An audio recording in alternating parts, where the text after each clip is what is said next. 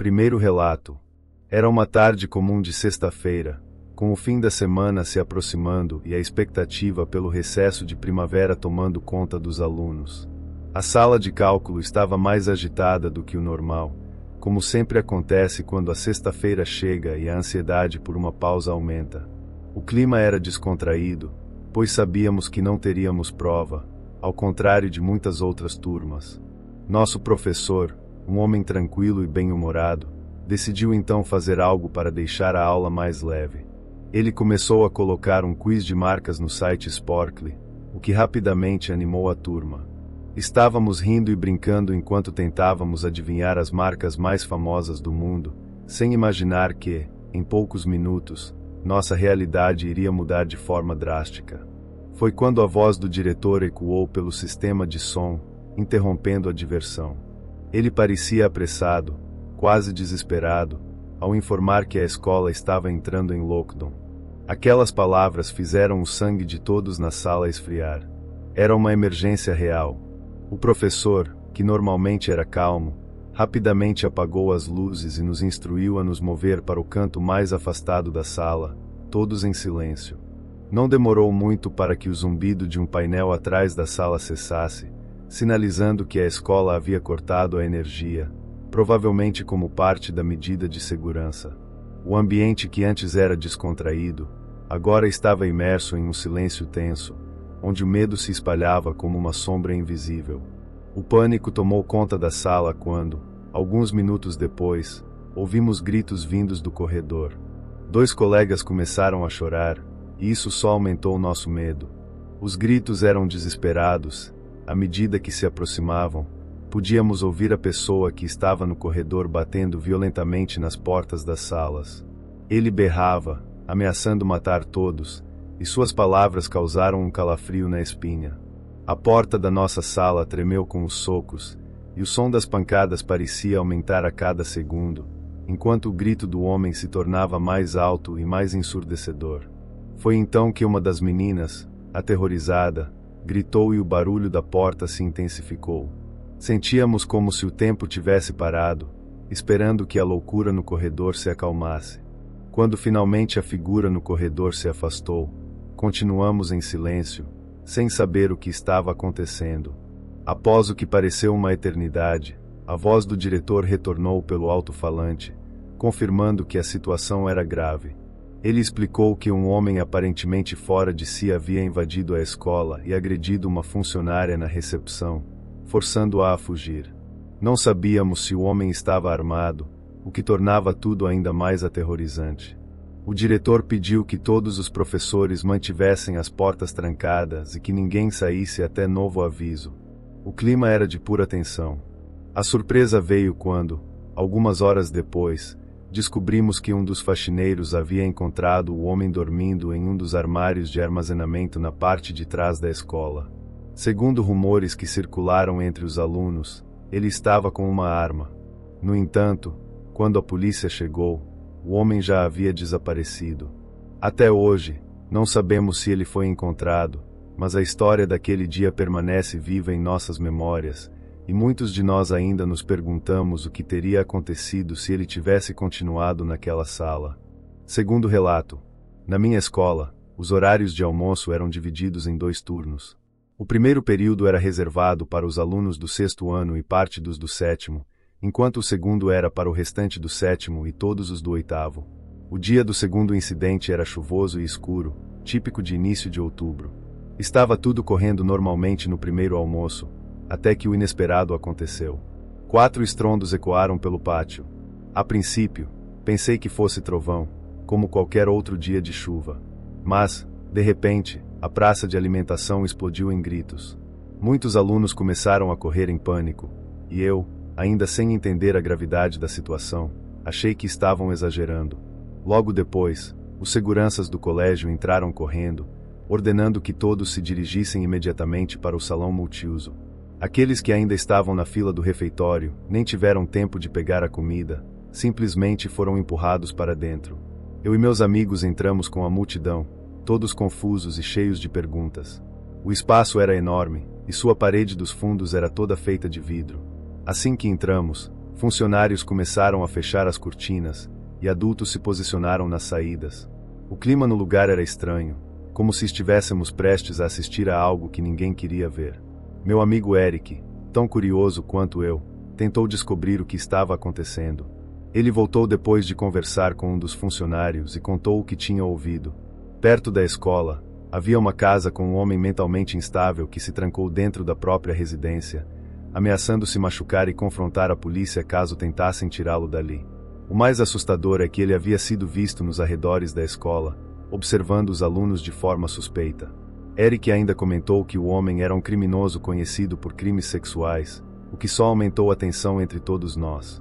Ficamos trancados ali por mais de 1 hora, perdendo 2 aulas enquanto aguardávamos o fim da situação. Depois, os funcionários começaram a nos levar de volta para as salas em pequenos grupos. No caminho, soube que o homem morava na mesma rua da minha colega Brand.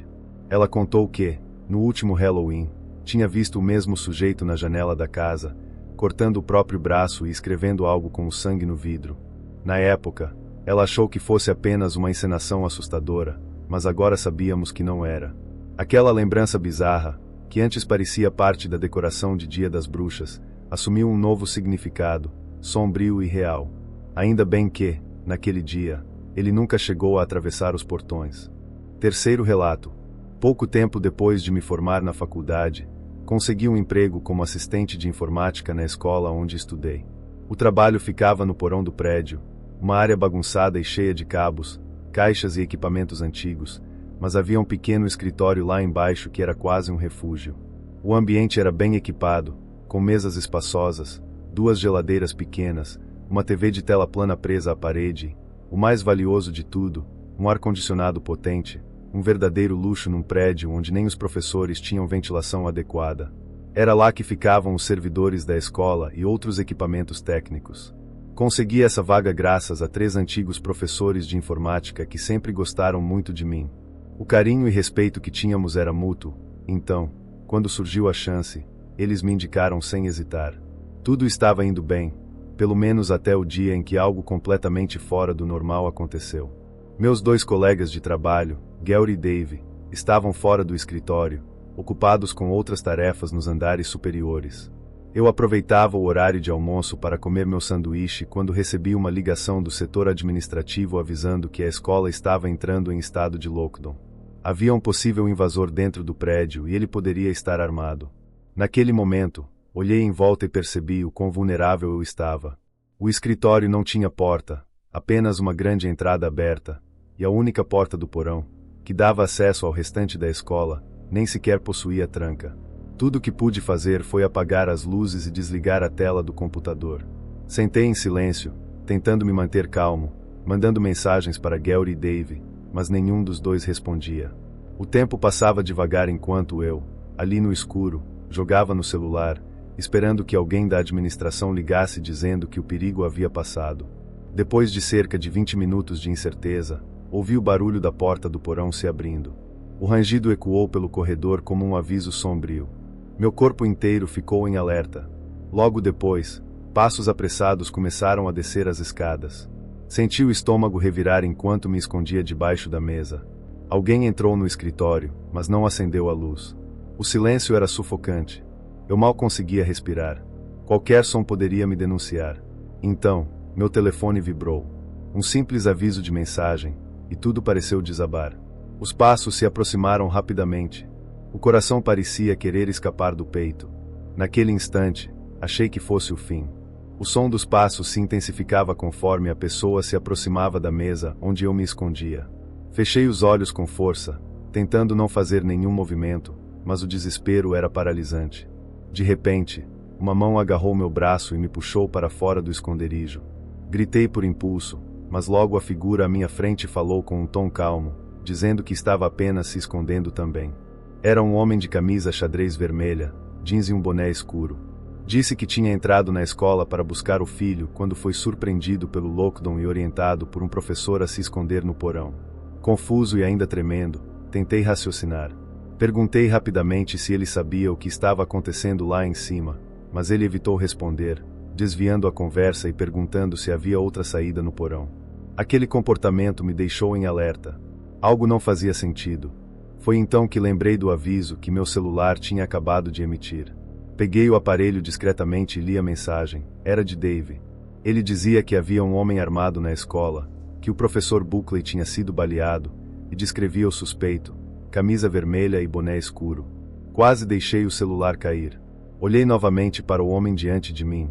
Ele percebeu minha mudança de expressão e estreitou os olhos. O ar pareceu pesar de repente. Não havia mais dúvidas. O invasor estava bem na minha frente. Senti o mundo girar, mas sabia que precisava agir antes que ele desconfiasse. Comecei a recuar lentamente, fingindo naturalidade, até que num impulso, me virei e corri em direção à escada. O som de um disparo explodiu pelo porão, reverberando pelas paredes e acertando alguma superfície metálica ao meu lado. O impacto do som foi tão forte que quase me fez tropeçar, mas continuei correndo como nunca havia corrido na vida. Ao alcançar a parte de cima da escada, me deparei com uma equipe de policiais posicionados nas saídas da escola. Assim que o invasor tentou seguir meu caminho e emergiu do porão, foi imobilizado e preso. Eu mal conseguia respirar, tomado por uma mistura de alívio e choque. Mais tarde, soubemos que o professor Buckley havia sobrevivido ao ataque, mas ninguém soube explicar o motivo da agressão. O autor e a vítima tinham uma história mal contada, com rumores de conflitos antigos, mas nada concreto foi revelado.